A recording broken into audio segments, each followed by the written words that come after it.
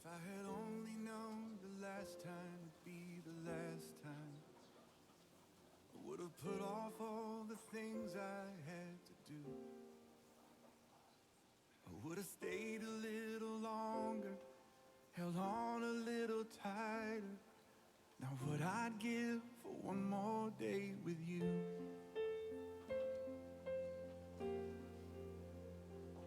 'Cause there's a wound here in my heart where something's missing, and they tell me that it's gonna heal with time. But I know you're in a place where all your wounds have been erased, and knowing yours are healed is healing mine. The only scars in heaven that won't belong to me and you. There'll be no such thing as broken, and all the old will be made new. And the thought that makes me smile now, even as the tears fall down, is that the only scars in heaven are on the hands that hold you now.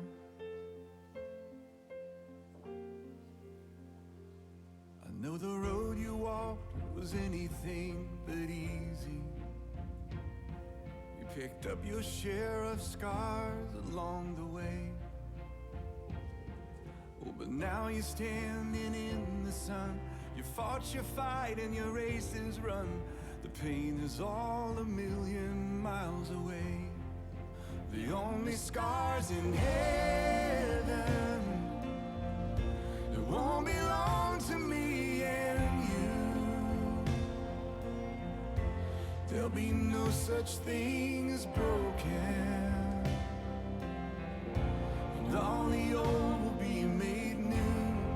And the thought that makes me smile now, even as the tears fall down, is that the only scars in heaven, yeah, are on the hands that hold you now.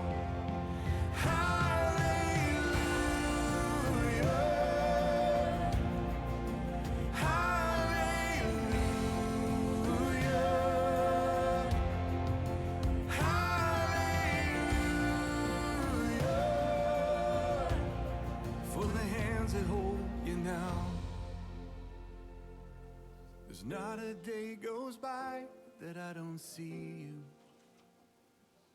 You live on in all the better parts of me. Until I'm standing with you in the sun, I'll fight this fight in this race I'll run, until I finally see what you can see. Oh, the only scars in heaven that won't belong to me and you. There'll be no such thing as broken, and all the old will be made new. And the thought that makes me smile now, and even as the tears fall down,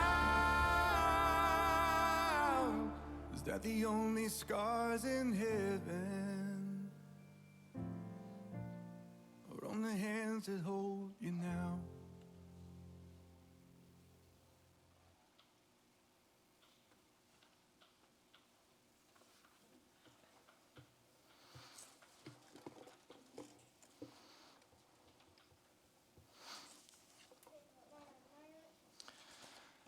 Good morning, beloved friends and family.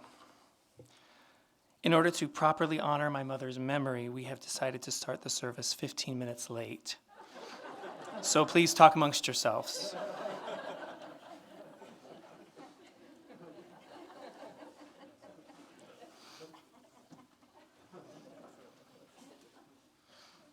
I'm just kidding. For the few of you who may not know me very well, I'm Justin. Julie's oldest, most sarcastic, and hairiest child. For many formative years, I served as Mom's primary dishwasher, enthusiastic piano student, and fellow night owl. And now, I have the enormous privilege of welcoming you here to this time of remembrance. Would you join me in a moment of prayer? Revelation 21 says, "And I heard a loud voice from the throne saying, 'Behold, the dwelling place of God is with people.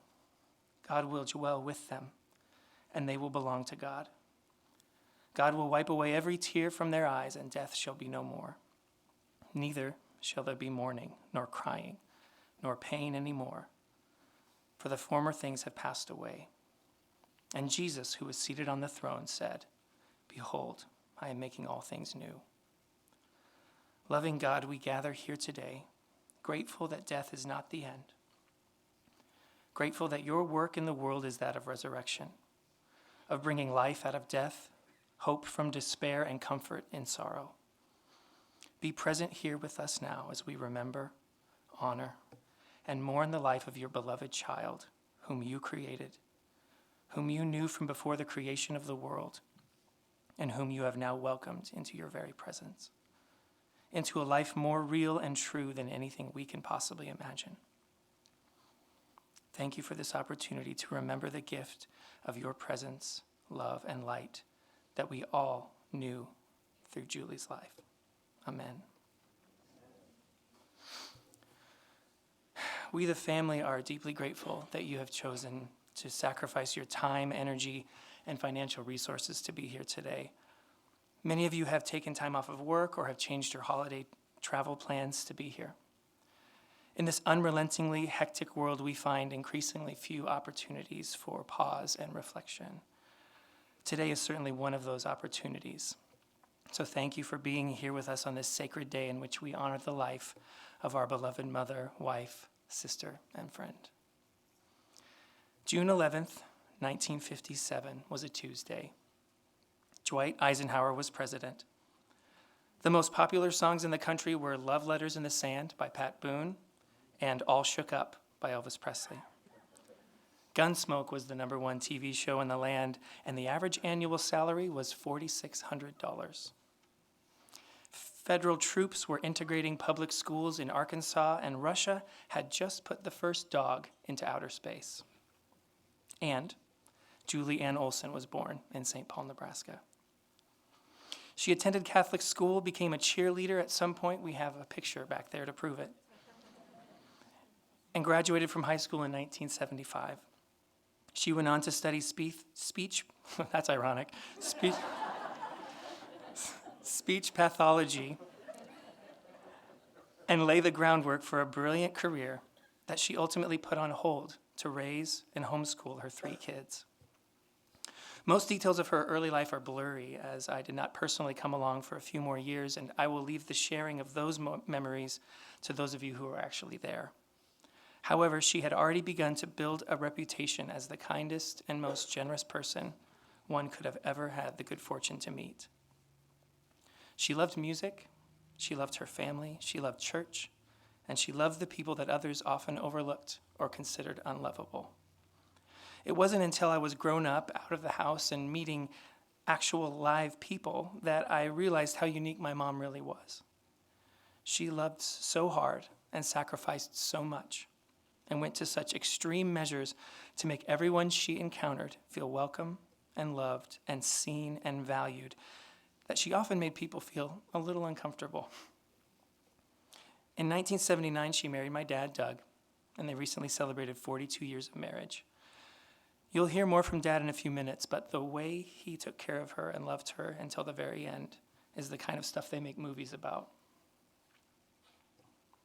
While we gather here to celebrate the life she lived, we must also grapple with the reality that she was taken from us far too soon by a disease that stole her mind, her memories, her speech, and her personality long before it took her body. We've been grieving Mom for a long time, an excruciating cycle of loss, denial, hope, and despair. We mourn the long life she could have had and should have had.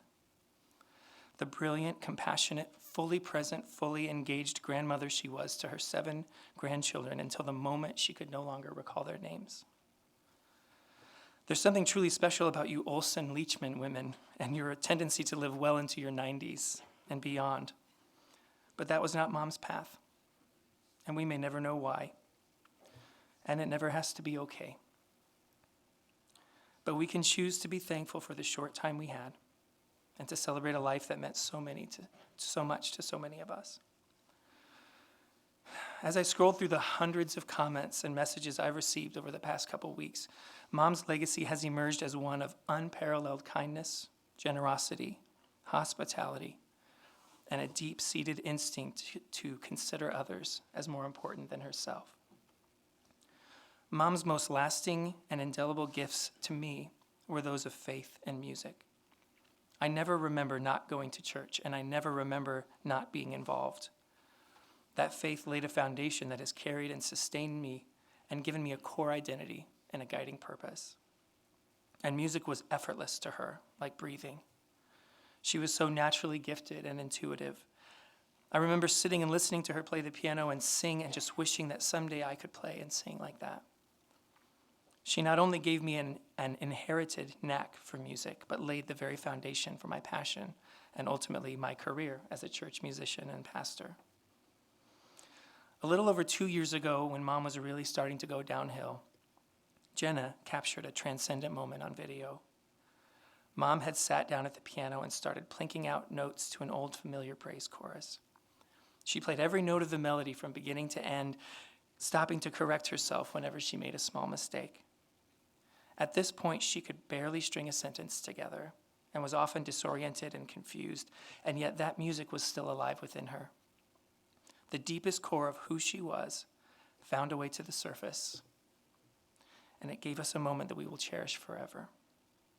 That song was As the Deer, and we'd like to sing it together now as a way of keeping her memory alive and honoring that sacred gift she gave to all of us.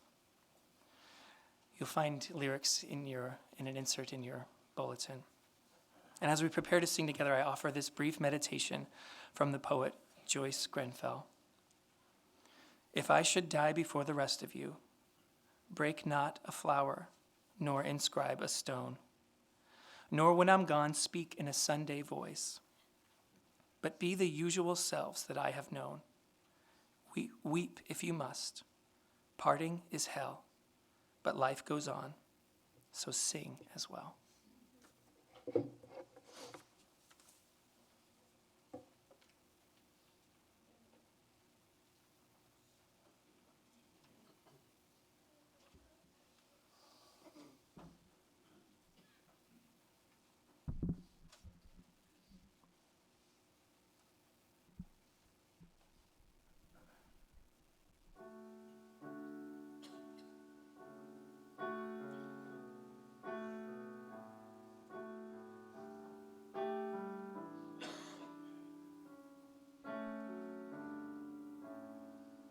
As the deep panteth for the water, so my soul longs after you.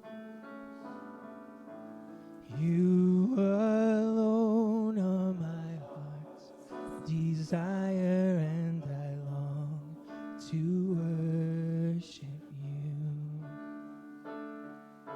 You alone are my strength, my shield. To you alone may my spirit yield. You alone are my heart's desire, and I long to worship you. You're my friend and you are my brother, even though you are a king. I love you more than any other, so much more than anything. You alone are my strength, my shield.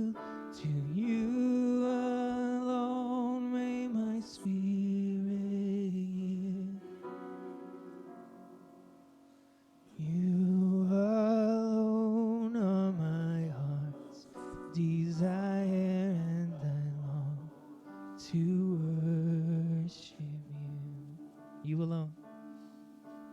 You alone are my heart's desire, and I long to worship you.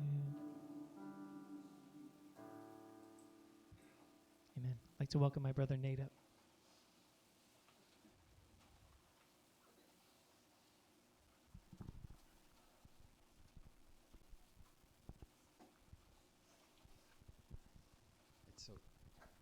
It's wonderful to see you all here.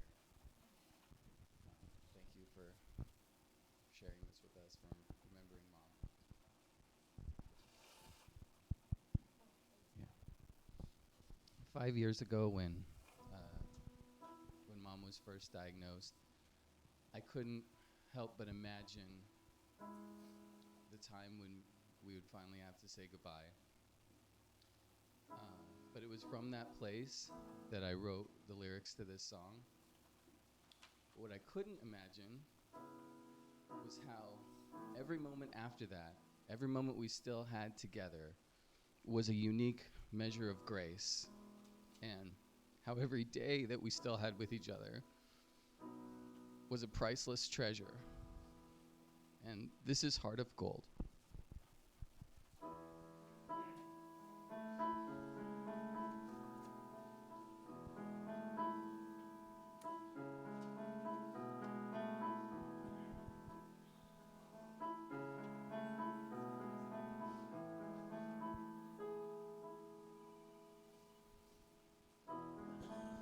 It's not the end of the story, but it feels like the end of us.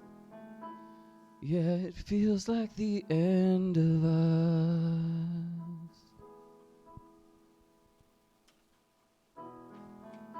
I know one day you'll remember, but it feels like a life away. Yeah, it feels like a life away.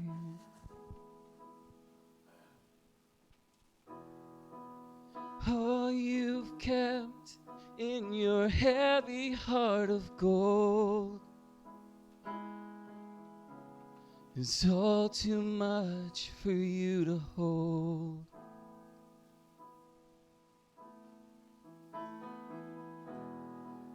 All that's left in your dying breath of air,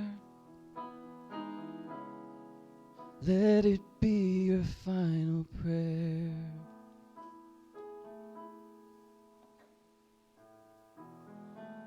They say that everything changes, but I won't let it change my love. No, I won't let it change my love.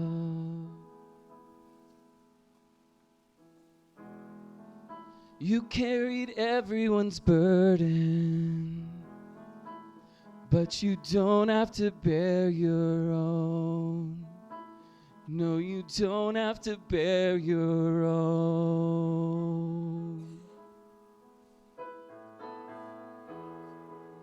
All you've kept in your heavy heart of gold is all too much for you to hold.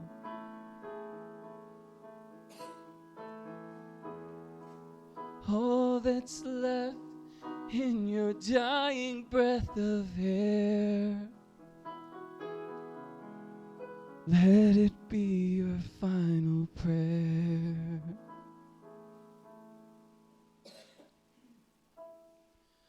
All that's left in your dying breath of air,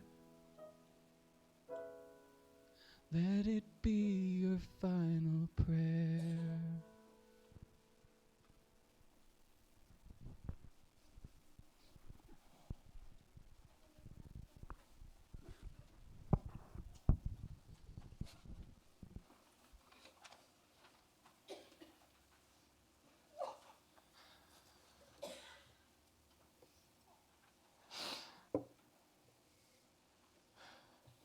Thank you, Nate. That was so beautiful.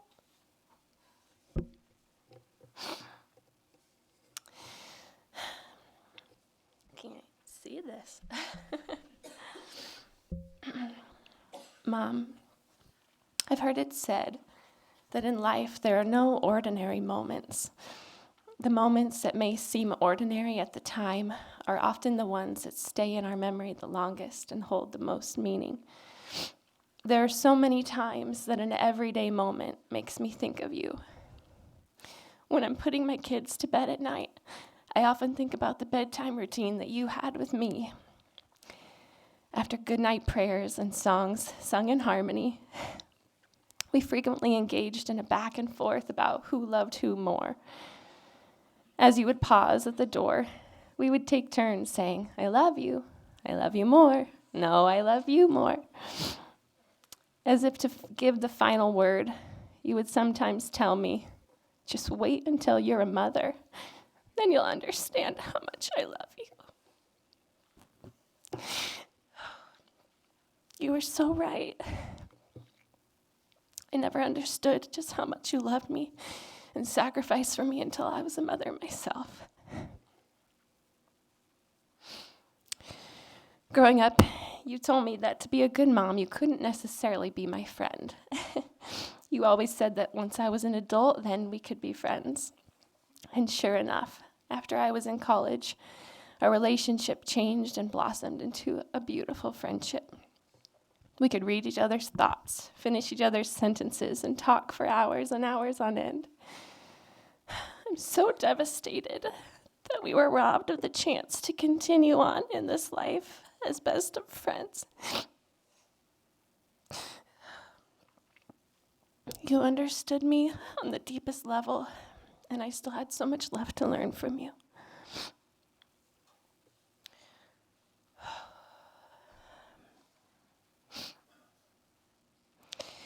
As I have been grieving your departure from this life, I've already found myself wanting to make you proud with the life I live. You always had such a gift for making people feel special and always gave people your full, undivided attention without hesitation. I always admired that about you. I hope to follow in your footsteps to the best of my abilities, to take the torch and continue to keep some of your light shining in this world. I will always wish that we'd been given more time together in this life and that we could have grown older together for 30 more years. I know that ache will never go away, yet I also know that you continue to live on in us and in your 7 precious grandchildren. I pray that we can all honor and continue your legacy of selfless love and generosity and make you proud with the lives we lead. We will never stop missing you and loving you, Mom. And one more time, for the record, I just have to say, I love you more.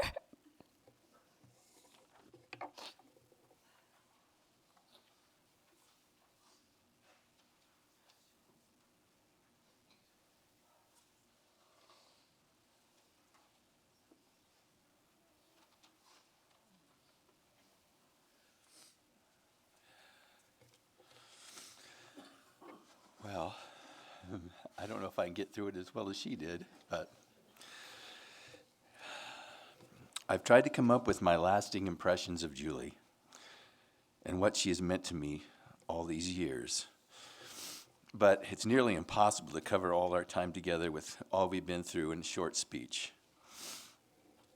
From the day I met her, playing the trombone at All Conference Band Clinic, I was smitten. Whenever we were together, I would look at her and think, how am I with someone as special as this?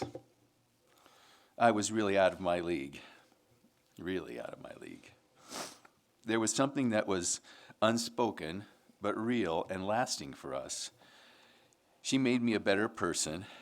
Our children and our parenting together taught us both a lot of things.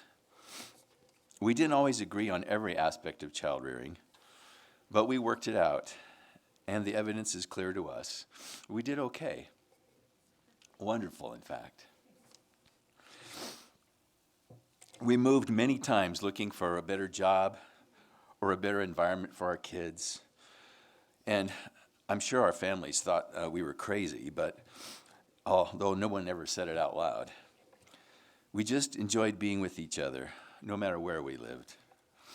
These last years were a painful, gradual letting go process, but she didn't complain or say, "Why me?" I was asking all those questions for her. I realize that every family has something to deal with in this struggle of life, but I have been blessed far more than I deserve, and how can I give up on God now, when He's given me such a wonderful life of 42 years with Julie? It's not easy to console myself with those words, but deep down I know it's true. I'll be forever grateful to God for her life and what she meant to all of us. I know she's at peace now, and I'm also grateful for that, even though it's been hard to know she's gone.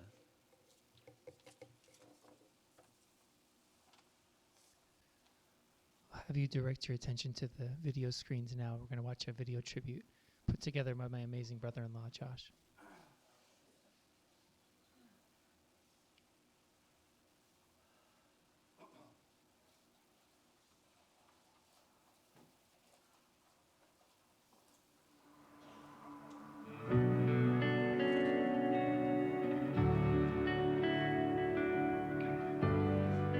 Are all gathered here today to let Lucas know about special events of our summer. We'll have some very important stories to tell. I'm doing it for the voice image. Okay, we just want to say I was. Okay, Some of your interests. Why are Ron and Peggy such a neat couple? Because I can't say no.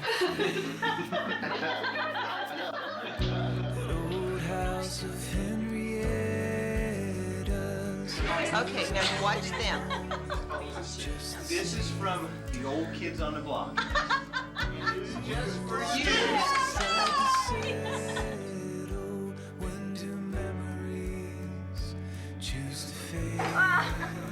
Let's try it again.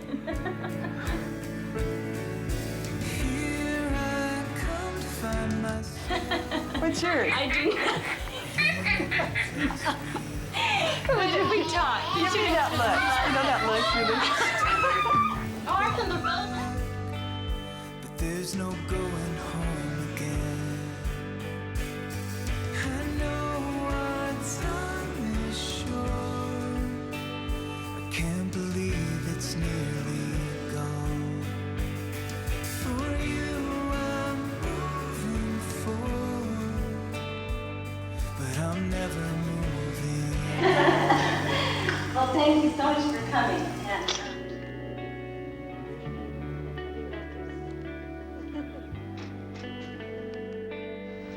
What do you think, Nate? It's pretty good. That season down in Joplin to East Bismarck near the park. For each home we called our own, I keep a room here in my heart. Here I come to find myself in every place we've been. These pictures take me back, but there's no going home again. I know our time is short. I can't believe it's nearly gone. For you I'm moving forward, but I'm never moving on. Sycamore to Cherry Lane. Thought all we need. She's happy. what's she saying? She's saying, I love you. Oh, of course she does. Don't forget how much I loved you. Don't forget, don't forget. What we built there in Austin, what we swore would always be. Though we lost it in the struggle, you were in it there with me. That picture turned out pretty good. Yeah, which one? Here I come to find myself in every place we've been. These pictures take me back, but there's no going home again. I know our time is short. I can't believe it's nearly gone. For you I'm moving forward, but I'm never moving on. For you I'm moving forward, but I'm never moving on. This has been fun.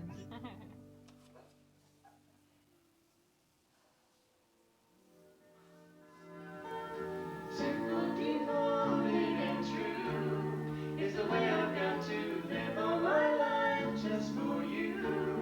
Every day and night, Lord, I pray and stay following you. Simple, devoted, and true. This world can be a heavy load that my soul just can't bear. Unless I learn to trust to you my worries and my care.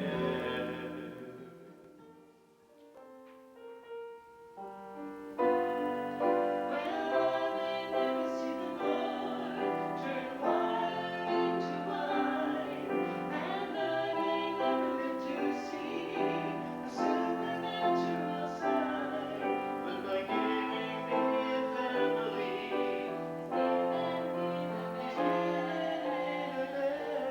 and I know that it's a miracle and nothing less.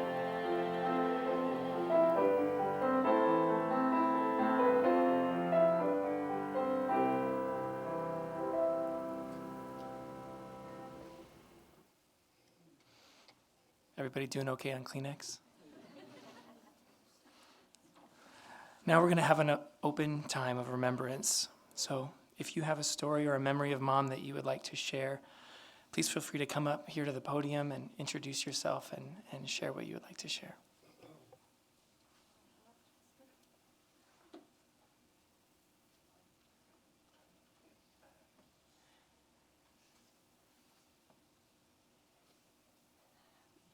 If you don't know me, I'm Julie's sister, Bonnie.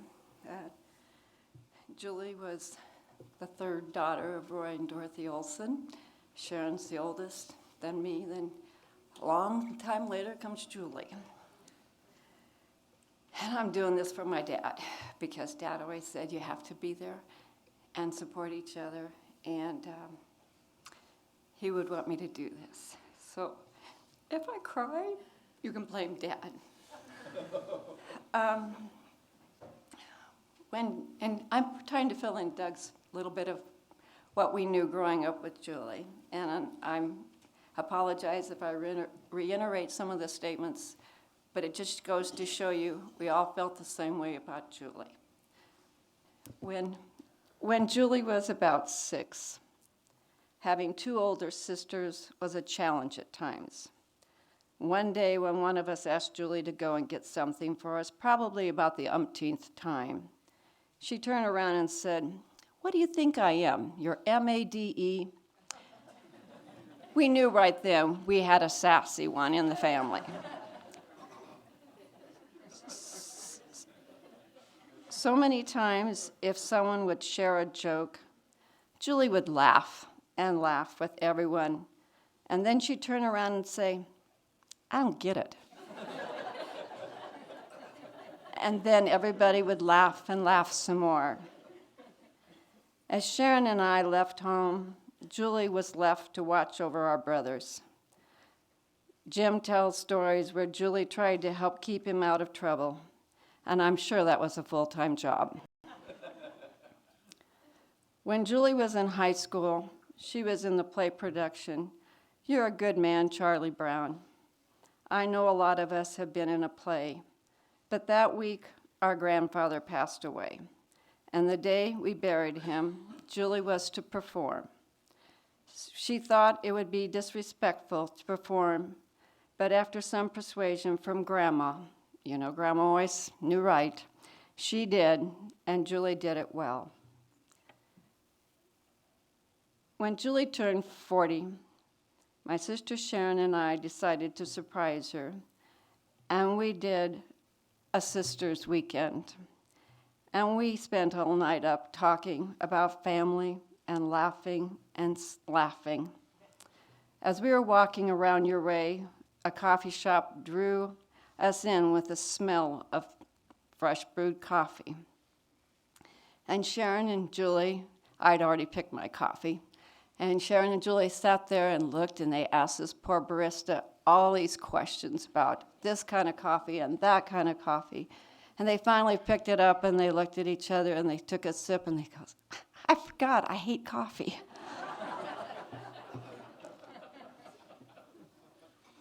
There are so many stories I could share about Julie, but the best part of her was how she shared her love to so many people and how much she loved to help others. She was devoted to her family and friends and never wanted anything in return. She was more comfortable sitting in the background than being in the spotlight. As obviously you could tell in the video today, she would hide. And thank you, by the way, Josh, for sharing her laughter. I miss that so much. Julie's faith was also a big part of her life. I always knew who I could call if I needed extra prayers, because I always felt like she had a special pipeline to God. A few weeks ago, when I was with Julie, she asked very unexpectedly, and excuse me, I don't want to mock Julie, but if you were around Julie, you'd understand this. But she said, "Where's Cher?" And I said, "Where's Sherry?" And she goes, "Yes." So it happened to be one of our Sisters' Day that Sharon couldn't be with us. So I FaceTimed Sharon. And Sharon and I visited, and Julie listened intently. And after we got done and we said our goodbyes, I looked up and over at Julie, and here Julie had her hands up to her chin. And I asked her, I said, "Are you praying?" And she said, "Yes." I'm sure she wasn't praying for herself, but for someone she felt needed some extra prayers. Julie had a love of music. She played the piano, the clarinet, the trombone, and even the guitar. You can thank Dad for all that musical talent, Julie. And Sharon and I are jealous to this day that he taught you how to chord and not us. Doug and Julie even sang at their wedding. That love of music was shared with their church and her family. As Julie's disease progressed, she told me, "Don't ever quit playing the piano, because one day it might be gone." So I went out and bought a new songbook. One last thing I'd like to share are the lyrics of one of Julie's favorite oldies songs. Sing a song. Sing out loud, sing out strong. Sing of good times, not bad. Sing of happy, not sad. Sing a song. Make it simple to last your whole life long. Don't worry that it's not good enough for anyone else to hear. Just sing a song. Rest in peace, our sweet Julie.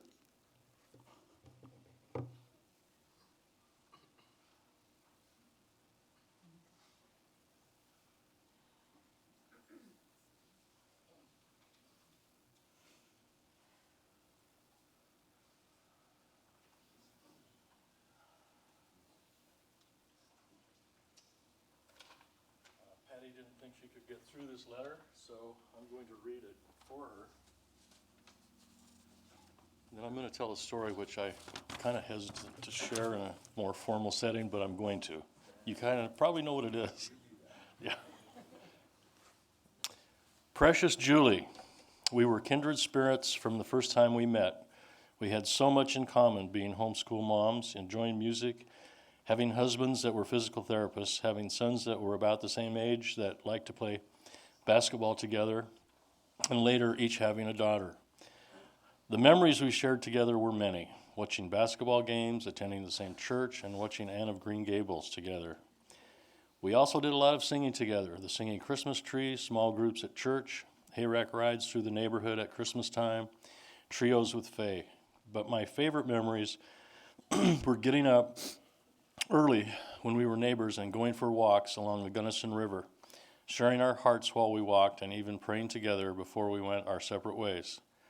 Thank you for hosting Dave's 50th surprise birthday party, and they got me on that one. So we could really surprise him. Thank you for singing a duet with Doug for Amy's baby dedication. Thank you for camping with us and being brave enough to hike down the fiery furnace in Moab.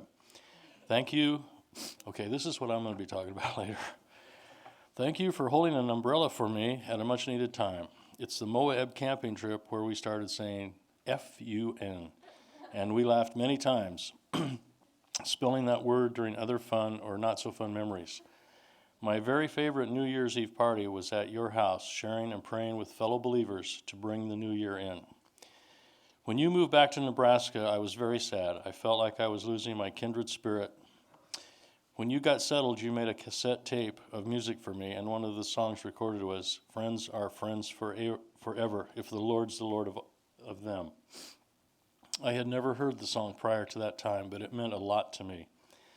That you would take the time in your busyness to give me comfort in that way. And that song brought me much warmness in my heart for you while we were geographically apart.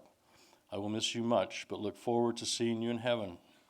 We will be worshiping our Lord and Savior Jesus together and enjoying his presence forever. Love you to the moon and beyond, Patty Sullivan. It wasn't that easy for me to get through either. Well, I'm going to share something. Camping trips were always times of bonding. You always drew close together, right? Because they were not always that much fun. I remember Doug and I heading for the campsite, and it was dark, as usual. Sullivans are known for setting up in the middle of the night. And as we're driving towards Moab, and I see flashes in the sky, I'm saying, "Oh, Doug, that's our campsite over there. That's where we're going." It's like God's up in heaven going, "Sullivans are trying to camp again." I forgot to tell you that, Doug. Anyway, we arrived, and it was pouring rain. And in fact, all seriousness aside, farmers would come to us and want us to camp in their fields during droughts. It was that bad. And so we set up. We got there, and I said, "Okay, well, everybody get comfortable in your seats because we're not going to be setting up tents." And Doug and I were trying to get comfortable in the back of the pickup, and people were kind of squishing around trying to find some way to get to sleep. And in the middle of the night, Patty had the urge to take care of business, what she called, what did she call it? Much needed time, providing an umbrella. So, of course, Julie was not going to let Patty go out there by herself in the rain because it didn't matter if Julie got soaking wet. She was going to have an umbrella for Patty. So they go out in front of the van, and she's holding the umbrella for Patty while she's taking care of business. And my brother goes, "What's going on out there?" He's sitting in the driver's place in the van and turns on the headlights. This is like deer in the headlights time for sure. But yeah. But Julie was always there. Whatever the circumstance, she was going to be there to provide help for her friend. So I thought I'd share that was a peculiar circumstance.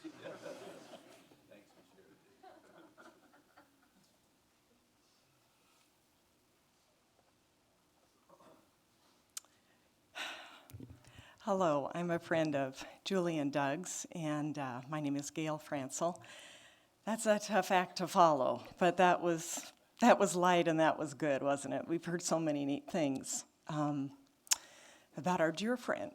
I'm going to fill in just a little spot, kids, about your mom, and I just want to say now, because I think it'd be better for me to say it now, that this service already has so honored her, and this isn't a good vigil for me, Doug. And Doug, you were such an amazing husband and friend to her. But okay, anyhow, thank you for this service. I'm so very thankful that at age 12, when we moved into St. Paul, I discovered a fun-loving friend named Julie, just 2 blocks down the street. Of course, I had no idea that that friendship would develop and grow like it did over the years. We had fun overnights at each other's house and even tried out baking skills, which I don't recall ever being real successful. But we sure had a lot of fun. Julie had a contagious laugh. I can still hear her cute little chuckle, and many times laughing while trying to even continue in a conversation. We would often be in tears of laughter before it was all over. And that video was just great. We've all heard it. Then there was high school years, where her many talents blossomed, especially in the music area. She played the piano as well as had a special gifting vocally. I think back and see how special it was that she met Doug, who also was gifted vocally, and together that became an area that they would share and enjoy together, a special design by God. Later on, we both were married and starting families. There were longer periods of time we weren't able to connect as easily, but when we did, we both said our friendship and conversation just seemed to pick up from where we left off last. We both knew we weren't interested in wasting time with the "I'm sorry it's been so long" guilt statement, but rather, what's new in your life? Life has helped me realize friendships come in many different shapes and sizes, and it depends how we choose to function in each friendship. As years go by, I find it good to resurrect the positives and let the good memories flood in, which many times will bring smiles to my face and joy to my heart, and appreciate all that relationships were about in my lifetime. I pray that each of us carry Julie in our own special way in our heart and be thankful for the time and the conversations that we all had with her. As believers in Christ, we know we each have our day coming when we will see her again in heaven. And I look forward to that, and I believe Julie is in his presence today, using and sharing her beautiful voice that he gifted her with, praising and singing to him. Today, she is perfectly healed and whole, standing before him. Today, I will choose to be thankful for our friendship, grateful to know Doug and their family, and also know that some days ahead may be some with tears and some with smiles and joy in our hearts, and the memories of time spent with her. I end by saying, I thank you, God, that she was a part of our life, even though it didn't seem quite long enough for all of us. And I thank you for the strength and testimony Doug was and her family, as well as their love that was never ending to her.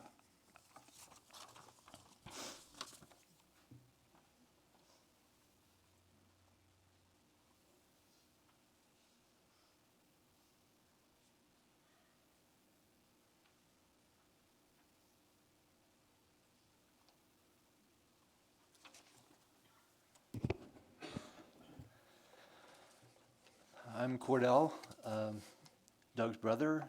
I have a sister-in-law that we're remembering today.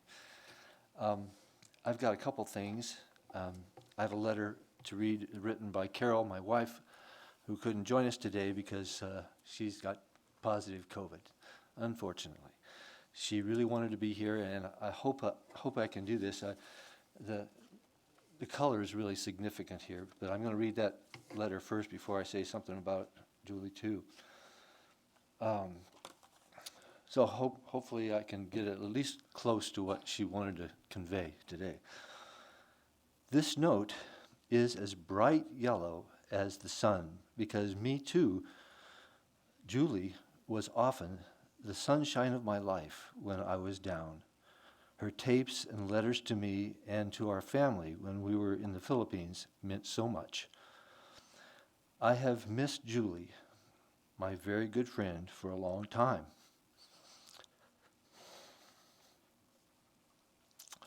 Last January, I felt like I was saying goodbye. We had such a special time together as Doug and Cork left to get her settled in the assisted living. We didn't say much, but the love was there. Someday in heaven, we shall again talk forever and share our hearts. Ah, that will be the very sunny, happy day. What an imprint you have made on my heart. I am so thankful for the love we shared on earth, our love for family and for God. What a joy to know that you are no longer encumbered by your earthly body and mind. Love you, Carol.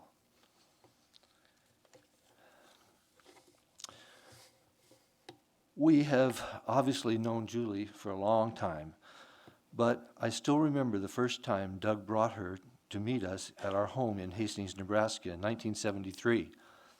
Wow! Did Doug know how to pick 'em? She seemed the perfect choice, and she was. Julie was a fighter to the end, but my favorite fight, in quotes, with her was when we disagreed about something and we decided to duke it out with pillows that we brought back from the Philippines. We have memory pictures of us smiling together at the end with Nate and Justin yucking it up in the background. God brought to mind this very morning, I was asking him, what am I going to say today? Brought to me this morning how I could share the very spirit of who Julie was in life. It is a simple prayer that was put to music, but I'll just read it for now. Don't know if I could sing it. It is in giving that we receive. It is in pardoning that we are pardoned. And it is in knowing that we are born to eternal life. Make me an instrument of your peace. I want to know what it's like to follow you. When men look at me, I want them to see the light of the world inside. She embodied this prayer. Thanks.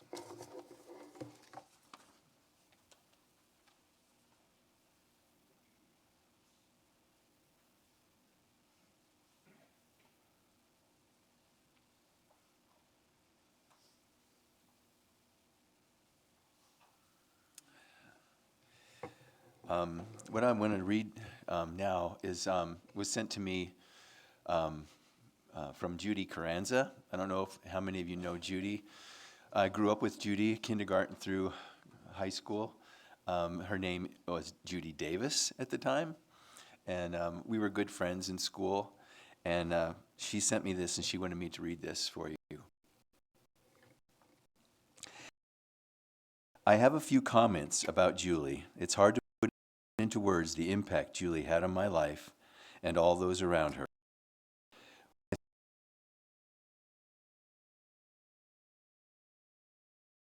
managed to make certain that people of all ages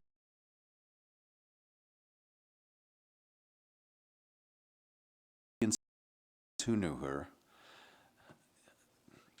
Julie inspired all those who knew her. The letters of her name lend themselves to beginning to describe Julie. Joyful, understanding, loving, incredible, and enthusiastic. Julie taught so many within and outside a school setting. Her lessons will always have an incredible, positive,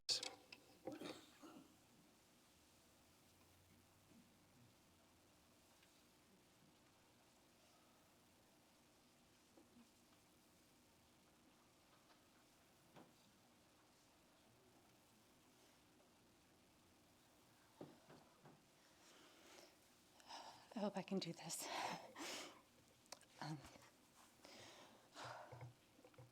Julie was my aunt. She was an amazing part of my life. From the every year you could expect a belated birthday card from her. And it was always full of tons of apologies. But I counted on it. I loved having that late birthday card from her. She was a gentle, compassionate person in my life that always wanted to know how you were doing and what was going on with you. And her focus was never on her. It was always on your life. I had my husband and I had Kayla, our daughter, when I was 22. And I did not know what I was doing at 22. And Julie was full of wisdom, full of really helpful tips and wonderful advice for me that really helped me kind of get through a daughter who was very strong-willed. And Jenna was strong-willed too. And these two were kind of alike. So Julie and I would swap stories a lot about how to handle our strong-willed children. But she was a very, very important part of my life that helped shape how I was a mother, how I was a wife. And I will miss her so much.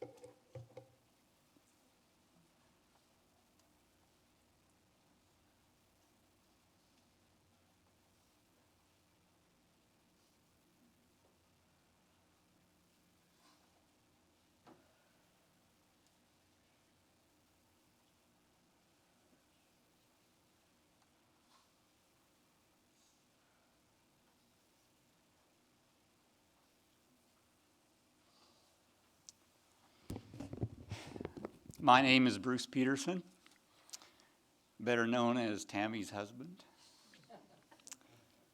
You know as well as I do, Doug, that the greatest accomplishment in my life was getting Tammy to say yes when I popped the question. I suspect that you've told yourself that a lot of times in regard to Julie over the last decades. When we were driving over this morning, I kept thinking to myself, how can a service possibly do justice to somebody like Julie? And here we are. We see it with our very own eyes. I guess I should have known, given your talent and the talents of your kids, that this truly is a great gathering. One that I'm sure Julie is saying, wow. This is a great loss. Our condolences to you and to your kids and the entire family. Julie was Tammy's best friend. And I really only have one memory to share because that memory happened over and over and over again. And that was in regard to occasional Julie visits to our house. And you weren't there. And they all had the same pattern. Julie would walk in the door and they would start talking, and they would talk, and they would talk, and they would talk. And I felt like an orphan, I think. They would go into the living room and sit down and talk. And occasionally Julie would stay overnight. And so the next morning they would resume talking.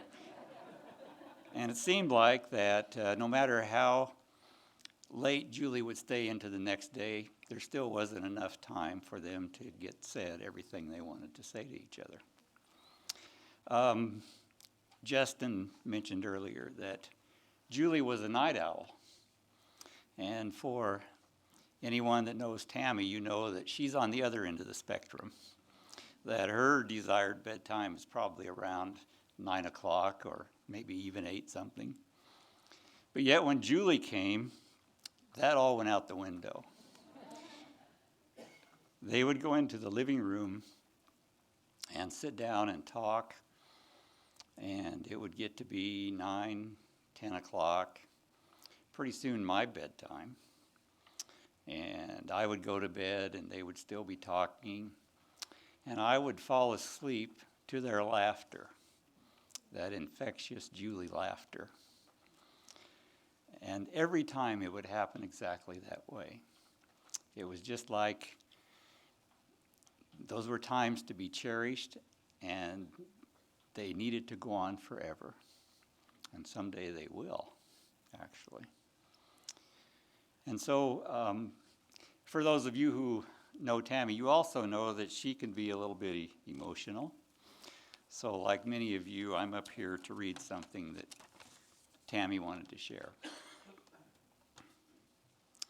I have almost 50 years of Julie memories I will forever treasure in my heart. But what, we ask, defines her? Surely her musicianship, infectious laughter, steadfast loyalty to others, sacrificial nature. But if only 2 words could be used to describe our precious Julie Ann, they would be, she loved. She was Naomi's Ruth to her husband and family. She was David's Jonathan to her sisters, dear friends, and to me. And she was Jesus' hands and feet in a dark and hurting world, and to all who crossed her path. She loved. Indeed, I think we probably all feel that way. This is a tremendous loss to you, Doug, and to your whole family, and to everyone who was privileged to know her. She truly was a saint. The heavens rejoice at her coming.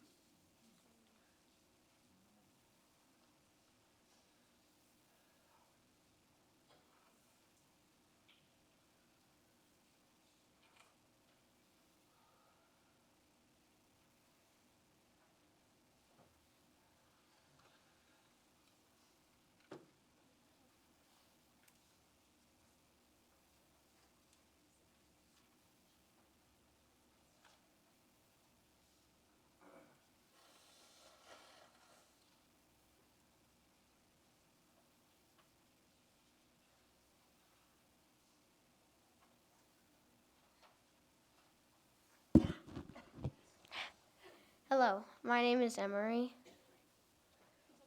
Oh, okay. My name is Emery, and I just want to share some things about Nana. So many days after school, my mom, she was a teacher, so I would go to her house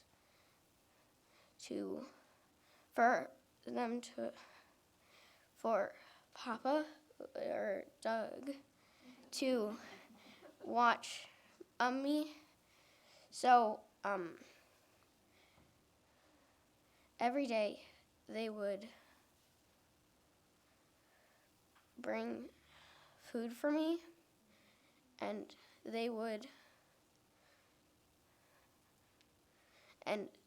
Nana would take me on walks outside the house.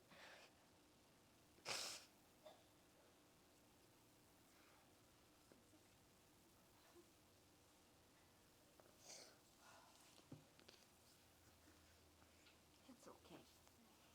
You're doing a good job. Okay. We can do it together, okay? Okay. Yeah. Just do it. Tell them about Nana. She was your special person, wasn't she? You just tell them how you feel. It's okay. You're doing fine. Okay. Okay. Okay. Keep talking. So a couple years after she was diagnosed with dementia, or more like 4 or 5. I wrote a story about how she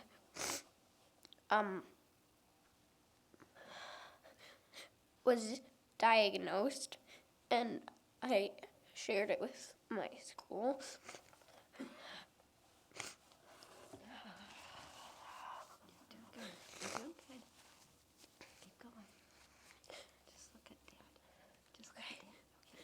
And I got second place for a writing project about it in our school for 5th grade.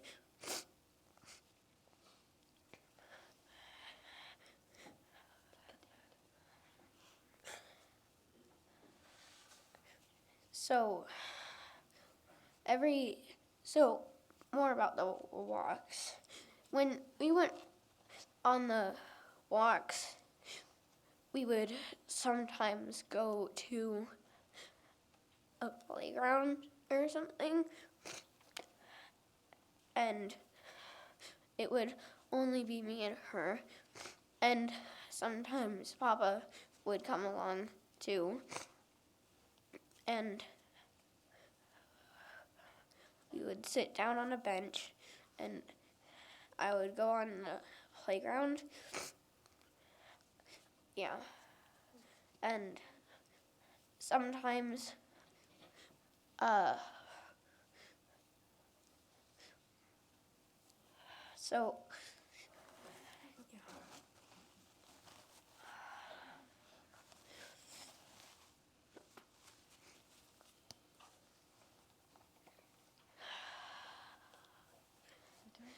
So I'll share some more memories I have about her. Okay. So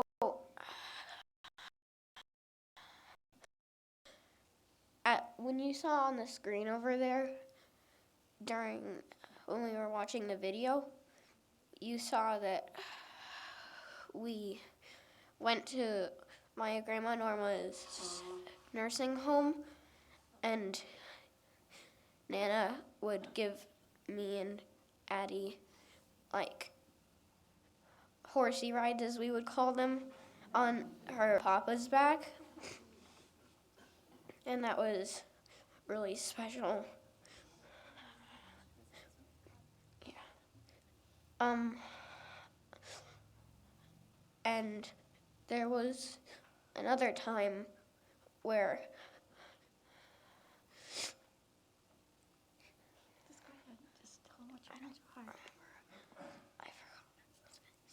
That's all right, honey. Yeah. It's all right. This is hard. This is the first time you do this. This is hard, but you're doing a good job. Okay? What's one thing you miss about Nana? What's the most important thing you miss about Nana? How she was always kind to everyone, and Birthday parties. yeah. And when we were moving into our house, she came over, and Papa did too, to go see our new house that we moved into. She's always there for you, right? Yep. Just say that. And tell her thank you for being there for us, right? Yes. Just say that to her right now. Say that. Thank you, Nana, for being there. You did a good job. Did a good job. Thank you. Good job, Emery.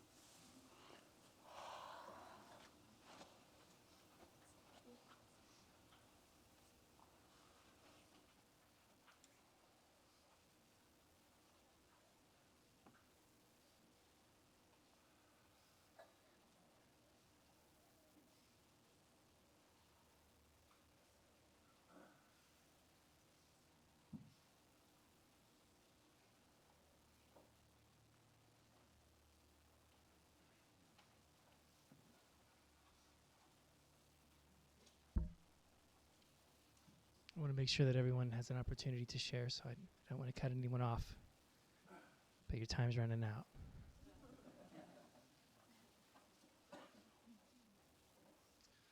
Let's sing together, It Is Well With My Soul.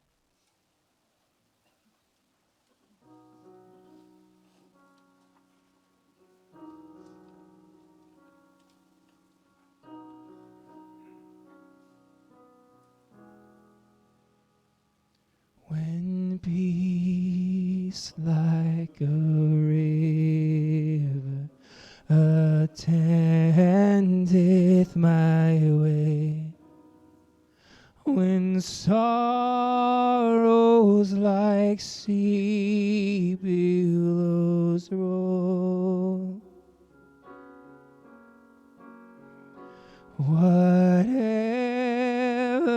my lot, Thou hast taught me to say, it is well with my soul. It is well with my soul. It is well with my soul.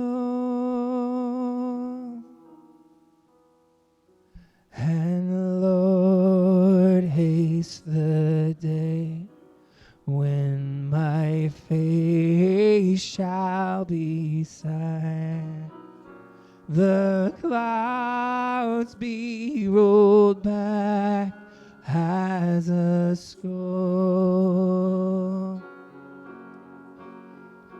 the trumpet shall sound, and the Lord shall descend. Even so, it is well with my soul. It is well with my soul. It is well with my soul. One more time. And it is well with my soul. It is well with my soul.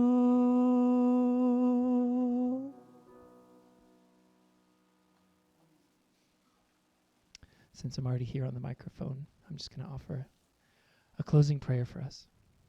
Let's pray together. Loving God, we have come to this sacred space to share grief and receive strength and comfort from you. The journey of grief is a winding path. Thank you for this moment together, which we have set apart to remember my mother, Julie Bullis, and the ways in which her life served as a living testimony to your goodness, your grace, and your love for all people. We ask for your help. Give us courage to survive this journey of grief and to discover new ways of continuing on in brokenheartedness. You understand the depth of grief and pain. Let your unfailing love and mercy continue to be ever present, as fresh as the morning air, as sure as the sun rises. Guide us, loving God, through the journey of pain, sorrow, and death, with the promise of comfort, hope, and new life again. Amen. Again, we are so very grateful for all of you, for the stories that were shared, for your presence here with us. We invite you all to join us for a reception at Resurrection Catholic Church, which is, you can find the address in your bulletin and plug that into the GPS. We will have some food there and some time to visit and connect with each other. So again, thank you for coming, and I hope you have a wonderful day.